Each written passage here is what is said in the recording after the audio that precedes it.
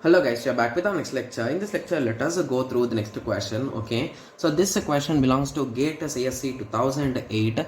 The question is, which of the following statement is always true for every planar graph on of vertices n? Okay, so they are clearly saying there are n vertices, right? Yes, and they are asking how. So which of the following statement is true for every planar graph of n vertices? So every planar graph they are saying. Okay, so let me draw some planar graphs. So this is a planar graph.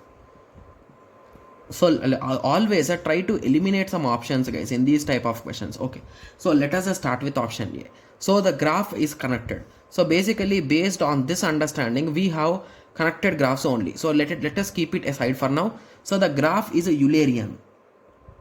Okay, so let us keep that also a bit side for now. So let us check option C and D. So option C says that the graph has a vertex cover of a size at most 3n/4. Okay, so if you substitute 4 here, you're gonna get a 3, right? Yes. Okay, similarly option D says the graph has an independent set of size at least n/3. Okay, so let us start analyzing the options, guys. So first of all, let me draw some planar graphs as well as non-planar. Okay, so let us assume this is a graph. Okay, so are these this is a whole a graph, guys? So is this a graph a planar graph, guys? The answer is yes, right? Is there any crossover edge? No. Hence it is a disconnected but planar graph. So it is a disconnected, right? So with that understanding, I think we can eliminate option A, right? Because they are asking with respect to every planar graph. So is there any rule that every planar graph should be connected? No. So if they are disconnected, how can there be a Eulerian graph, guys? So how can there be a Eulerian graph? No, right? Yes. Moving on to option D. Option D says the graph has an independent set of a size n/3. Okay, so if you observe it carefully, so independent set, so what exactly independent set, guys? So if you take one particular vertex, okay, so that vertex should not be part of any other vertex. So take some other vertex in that way.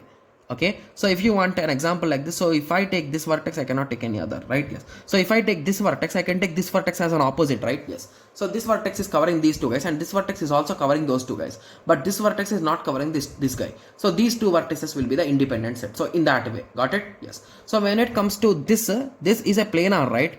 This is also planar, right? Yes. So for these two graphs, even though they are planar, the graph has an independent set of size at least n/3, they are saying.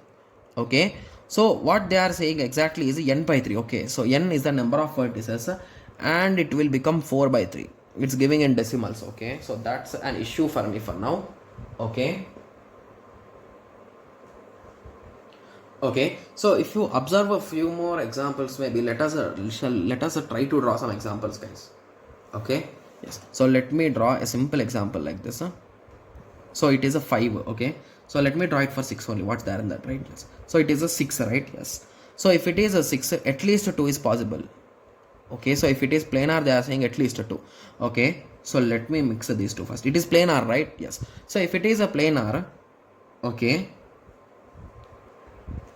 so if you observe here, so basically this is also possible. Okay, so at this time the value of n is a 6. So 6/3, that is a 2. So it is at least a 2. Okay, so with that understanding, I think we can say that. Okay, so if you understand here, so what is the minimum independent set, guys? So if I take this vertex, I cannot take this, I cannot take this, I can take this.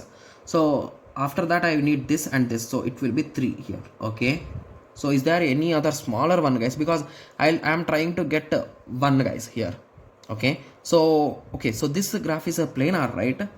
So those vertices are there, but this is a planar graph, right? Yes. So if I take this one node, it will cover. So basically it is not compulsory, right? Yes. So hence this option is also wrong. So when it comes to option C now, the graph has a vertex cover of a size at most. So they are saying a maximum vertex cover is a 3n/2. So 3n, that is nothing but 3 into 6/4. Okay, 3 into 6 divided by 4. It is in decimal, so a 4.5. So if you try to find the vertex cover, it is always less than 4, guys. So with that understanding, you can confirm this. Most probably C will be the correct answer. So basically vertex cover and independent set are almost the same, guys. Okay. So you got some basic idea with respect to this, right? Yes. Okay, so now I hope everyone got a clear idea with respect to this. So in the next lecture, let us continue with the next question. Thank you. Thanks for watching. Like, share and subscribe for more awesome videos like this. Thank you.